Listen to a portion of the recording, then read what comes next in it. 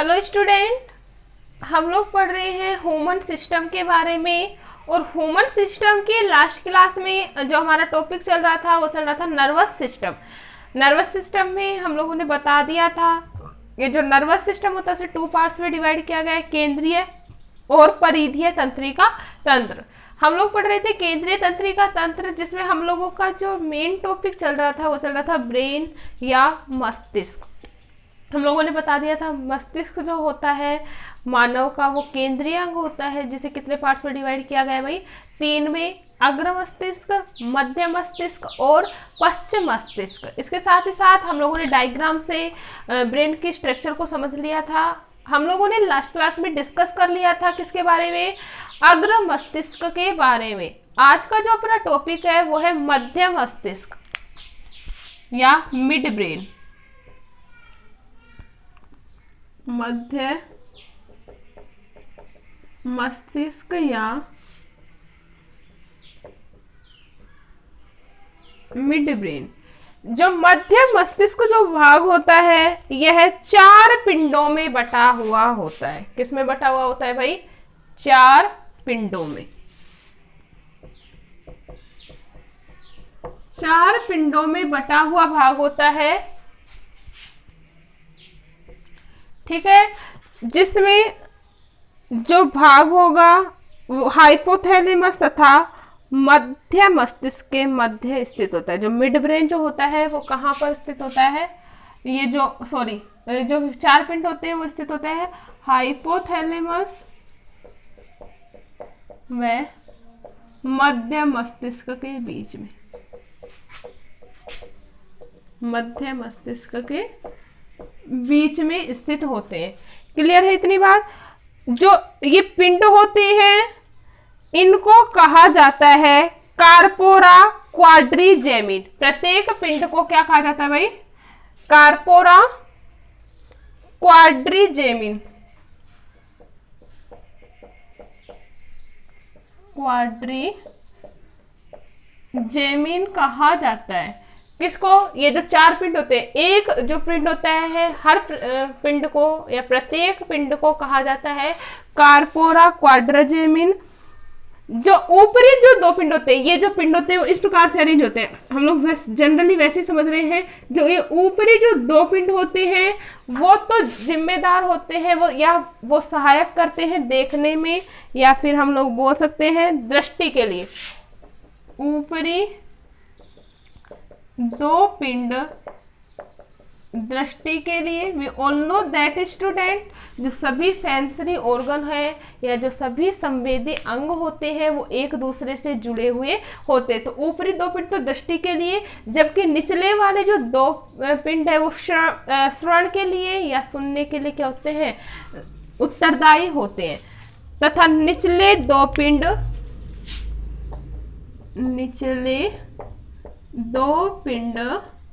श्रवण के लिए उत्तरदायी होते। क्लियर है? तो ये था अपना मध्य मस्तिष्क। क्या था मध्य मस्तिष्क? कितने भागों में बटा हुआ है? 4 पिंडों में। जो कहाँ पे अरेंज है भाई? हाइपोथैलेमस व मध्य मस्तिष्क के बीच में व्यवस्थित होते हैं। ये जो प्रत्येक पिंड होता है वो कहलाता है कार्पोरा क्वाड्रिजेमिन, जिसमें ऊपरी 2 पिंड जो होते हैं वो दृष्टि के लिए, जबकि निचले 2 पिंड जो होते हैं वो सुनने के लिए क्या होते हैं? उत्तरदायी होते हैं। क्लियर है? नेक्स्ट अब हम बात करेंगे मस्तिष्क के थर्ड पार्ट की। और जो थर्ड पार्ट होता है वो कौन सा होता है भाई? पश्चिम मस्तिष्क। तब हम किसके बारे में डिस्कस करेंगे भाई? पश्चिम मस्तिष्क के बारे में। जो पश्चिम मस्तिष्क होता है यह अनुमस्तिष्क, पोन्स तथा मध्यांश से बना होता है। अनुमस्तिष्क,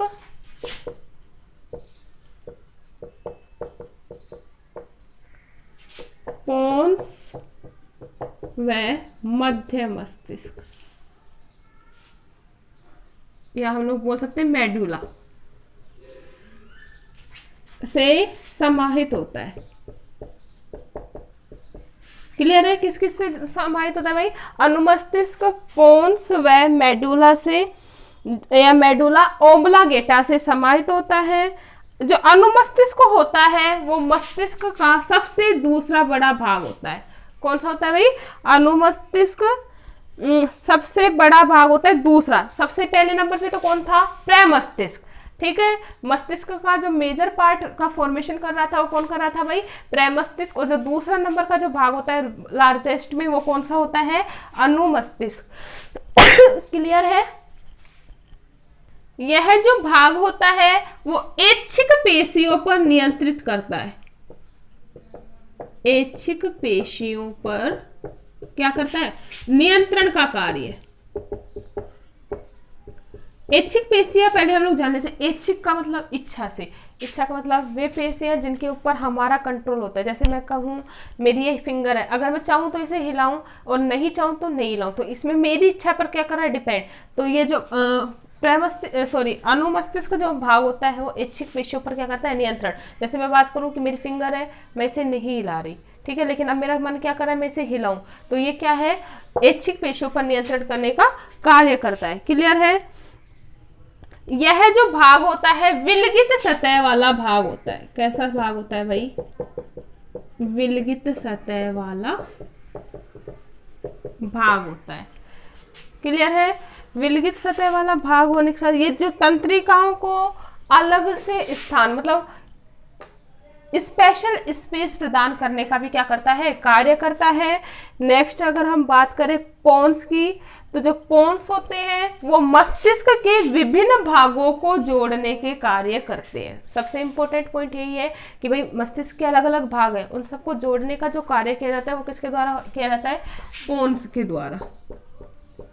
पोन्स मस्तिष्क के अलग अलग भागों को जोड़ने का क्या करते हैं भाई? कार्य करते हैं। ठीक है, अगर हम बात करें मेडुला ओब्लांगेटा की, तो जो मेडुला ओब्लांगेटा होता है वो अनैच्छिक पेशियों पर अनैच्छिक पेशियों की क्रिया करता है। मेडुला ओब्लांगेटा जो पार्ट होता है वो क्या करेगा? अनैच्छिक क्रियाओं को नियंत्रित। कौन सा कार्य हम लोगों को पता लग गया? मस्तिष्क के विभिन्न भागों को जोड़ने का कार्य करता है। पश्च मस्तिष्क का क्या होता है? ऐच्छिक पेशियों पर नियंत्रित करता है। जबकि जो मेडुला ओब्लांगेटा जो भाग होता है, या मध्यांश ओब्लांगेटा जो भाग होता है वो किस पर? अनैच्छिक पेशियों पर, अनैच्छिक पेशियों पर या अनैच्छिक क्रियाओं पर नियंत्रित करता है। अनैच्छिक क्रियाओं का मतलब क्या होगा भाई? कि वे क्रियाएं जिस पे हम लोग कंट्रोल नहीं कर सकते। जैसे मैं बात करूं हृदय का धड़कना, तो मैं इस पे हम लोग कंट्रोल कर सकते हैं क्या? ये तो अनैच्छिक पेशी है, ये कार्य जो होगा वो तो होगा ही, मतलब इस पे हम लोग मानव इस पे ऊपर कंट्रोल नहीं कर सकता। तो जैसे हृदय का धड़कना, श्वास का लेना हम लोग कुछ मिनट के लिए कंट्रोल कर सकते हैं, लेकिन उसके बाद श्वास संभालने की हो जाती है, जरूरी हो जाती है। तो इन सब क्रियाओं पर जो नियंत्रित करता है वो कौन सा भाग करता है? Medulla oblongata. क्लियर है? यह जो भाग होता है मस्तिष्क का अंतिम भाग होता है। कौन सा भाग भाई? मेडुला ओब्लांगेटा मस्तिष्क का अंतिम भाग होता है। अंतिम भाग होता है जो जुड़ा हुआ होता है मेरुरज्जु के साथ। किसके साथ जुड़ा होता है? जो मेरुरज्जु, we all know that student, मेरुरज्जु मुख्य कार्य करती है, मेरुरज्जु के साथ जुड़ा होता है। क्लियर है? तो ये था हमारा मस्तिष्क के बारे में। क्लियर है इतना?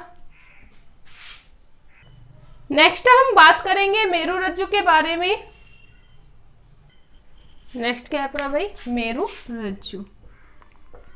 जो मेरुरज्जु है वो भी किसका भाग है? केंद्रीय तंत्रिका तंत्र का। किसका भाग है भाई? केंद्रीय तंत्रिका तंत्र का भाग होता है। अगर इसकी लेंथ की बात करें तो ह्यूमन में मेरुरज्जु की लगभग टोटल लेंथ जो होती है वो होती है 45 सेंटीमीटर। किसका भाग है भाई? केंद्रीय तंत्रिका तंत्र का भाग। लंबाई कितनी होती है? लगभग 45 सेंटीमीटर होती है। यह जो भाग होता है यह मेडुला ओब्लांगेटा से जुड़ा हुआ भाग होता है। किससे जुड़ा हुआ भाग होता है भाई? मेडुला ओब्लांगेटा से जुड़ा हुआ भाग होता है। यह क्या होता है? कशेरुकाओं के मध्य सुरक्षित रहती है। यह जो भाग होती है वो कहाँ पे सुरक्षित रहती है भाई? कशेरुकाओं के मध्य पाई जाती है, या हम लोग बोल सकते हैं कशेरुकाओं इसके किसका? सुरक्षा आवरण का क्या करती है? कार्य। कशेरुकाओं के मध्य क्या रहती है? सुरक्षित। क्लियर है?